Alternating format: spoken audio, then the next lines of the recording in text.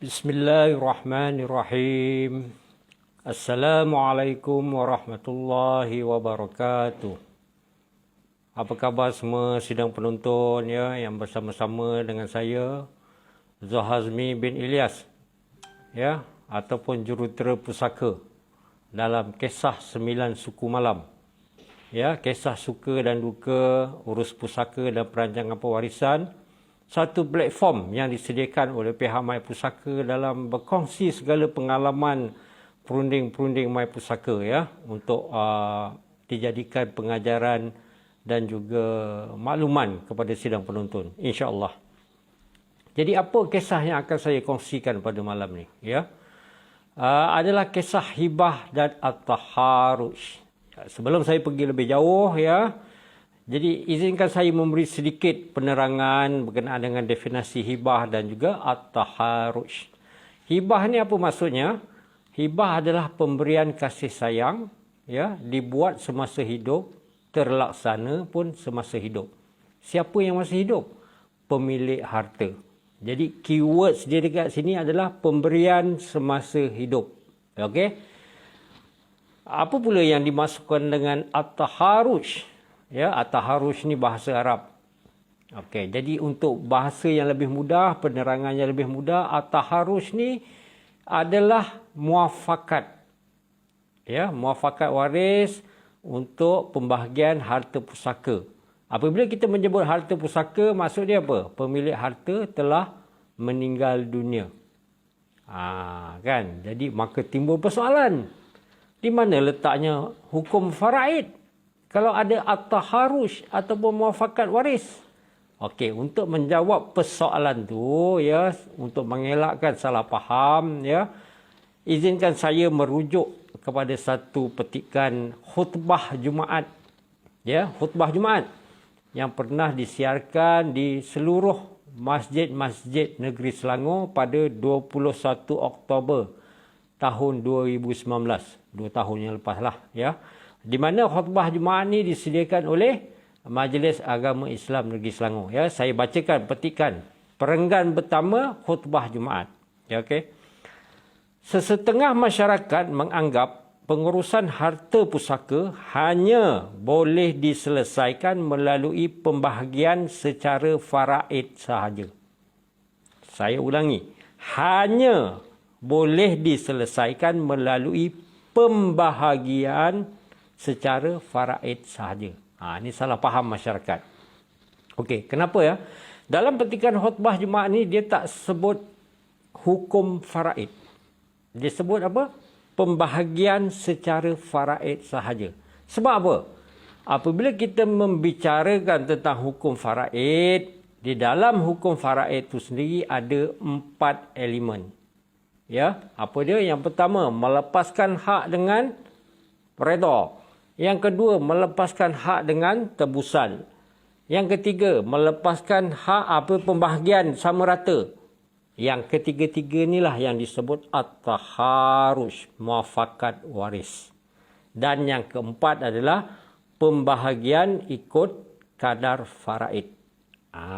Jadi tuan-tuan sedang penonton, apabila kita membicarakan tentang hukum faraid, ya, ini ada keempat-empat elemen ni.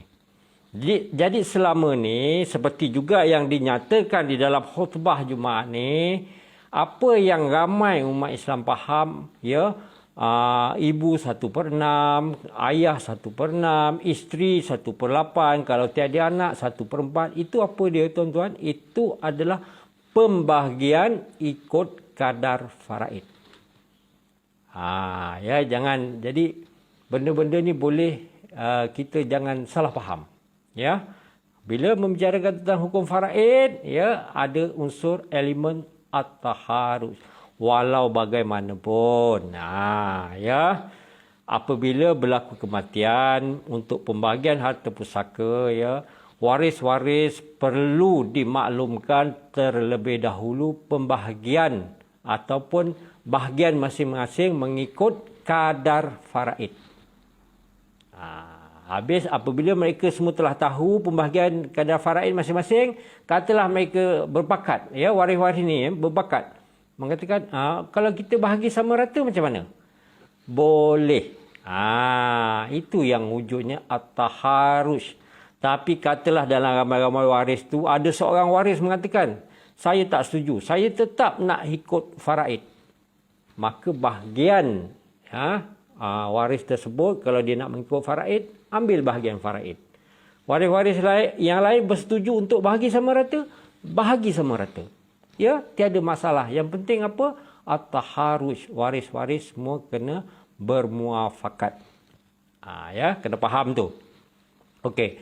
Jadi seperti yang saya terangkan tadi, hibah dibuat semasa pemilik harta semasa hidup.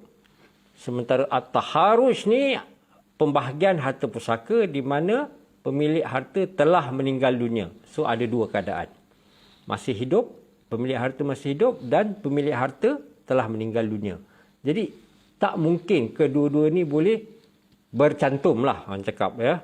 Tetapi tuan-tuan sedang penonton yang saya hormati ya, inilah kelebihannya jika kita yang masih hidup ni membuat perancangan pewarisan. Maksudnya apa? Elemen pendekatan hibah dan pendekatan at-taharush ni boleh digabungkan. Saya tak bermaksud muafakat waris, sebab apabila kita sebut waris maksudnya pemilik harta telah meninggal dunia. Tetapi maksudnya muafakat sesama bakal-bakal waris faraid itu boleh dibuat semasa membuat perancangan pewarisan. Saya beri satu contoh. Ya, mungkin ada sebahagian sedang penonton dah confused. Tapi saya beri satu contoh. Ya, di mana seorang klien saya ya membuat hibah. Jadi biasa prosedur biasa pihak Maya Pusaka apabila membuat hibah, kita ada akad pemberi dan akad penerima, kemudian direkodkan ya, disaksikan oleh peguam. Jadi klien saya ni sebelum majlis akad hibah tersebut, dia telah memaklumkan kepada isteri dan juga anak-anaknya pada majlis tersebut. Dia kata ayah telah pun membuat perancangan. Dia kata rumah yang kita duduk ni ayah berikan sepenuhnya kepada ibu.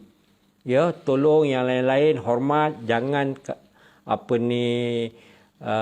mengambil bahagian ibu. Keseluruhan rumah ni adalah untuk ibu. Okey. Yang kedua, rumah di kampung ya, laman dia besar, belakang rumah ada sungai. Yang tu ayah lantik alung, ayah berikan kepada alung. Ya, di mana alung menjaga rumah tersebut dan tiap-tiap tahun jadikan tempat berkumpul adik-beradik, terutamanya hari raya. Ya, rumah tu tak boleh dijual. Jadi ayah hibahkan kepada alung dengan pesanan tersebut. Sementara tanah ni untuk angai, tanah sana untuk ni, tanah ni untuk usu ya. Itu perancangan dia. Ya, masa bila dia buat? Semasa dia masih hidup. Di sinilah ya hibah dan juga ada pendekatan muafakat dibuat. Jadi di kemudian hari tidak timbul dakwa-dakwi ya. Jadi sidang penonton yang saya hormati sekalian, apa yang boleh dipelajari daripada kisah pada malam ni ya, semasa hidup ni lah kita boleh membuat perancangan yang sebaiknya. Apa hasrat kita? Ya. Memang betul hibah tu ya hak milik mutlak kepada pemilik harta. Boleh diberikan kepada sesiapa saja ya. Tak siapa pun boleh mempertikaikan, tetapi jangan dilupakan ya nasihat baginda Rasulullah sallallahu alaihi wasallam ya, jangan memudaratkan waris ya. Hubungan sesama keluarga perlu dijaga. Jadi semasa hiduplah membuat perancangan ya, berikan yang seadil-adilnya. Tetapi bukan bermakna kalau seorang anak dapat rumah yang semua perlu dapat rumah, tidak ya. Macam kes klien saya ni, dia hibahkan rumah di kampung tu kepada alung, sebab alung ni dalam ramai-ramai adik-beradik, alung ni lah yang paling kurang berjaya dari segi pekerjaan ya. Jadi ayah ni menghibahkan rumah tu kepada alung. Yelah, dulu mereka hidup susah ya, alung tak dapat menyambung pengajian ya, sebab nak menolong ayah ibu, menyara adik-beradik, memastikan adik-adik mendapat pendidikan yang baik. Jadi memang betul lah hasrat klien ni, ayahnya ni memberikan rumah tersebut kepada Alung. Nampak tak dia punya cantiknya? Dan benda kecantikan ni hanya boleh dibuat dengan membuat perancangan, iaitu semasa kita pemilik harta masih hidup. Jadi sementara masih hidup, buatlah perancangan yang sebaiknya, ya, supaya kesemua harta yang bakal ditinggalkan tu dapat dimanfaatkan sebaiknya. Sebab jika tidak membuat perancangan, berlaku kematian, maka harta akan menjadi pusaka, ya. Itu yang timbulnya hukum faraid dan juga muafakat waris. Tetapi berdasarkan pada pengalaman kami, ya, dalam mengendalikan banyak kes-kes urus pusaka, muafakat waris adalah perkara yang paling sukar didapati jika arwah tidak membuat sebarang perancangan semasa hidup. Itu pengalaman kami dan itu yang sepatutnya menjadi pengajaran kepada semua sidang penonton, ya. Jadi itu sahaja yang dapat saya kongsikan pada malam ni, ya. Saya pun akan berhenti rehat daripada bersiaran untuk satu tempoh yang tidak dapat dijangkakan, ya. Mungkin sebulan 2 bulan, ya. Saya akan berehat dulu sementara, cari idea baru, ya, cari maklumat baru, kes baru untuk dikongsikan dengan semua sidang penonton.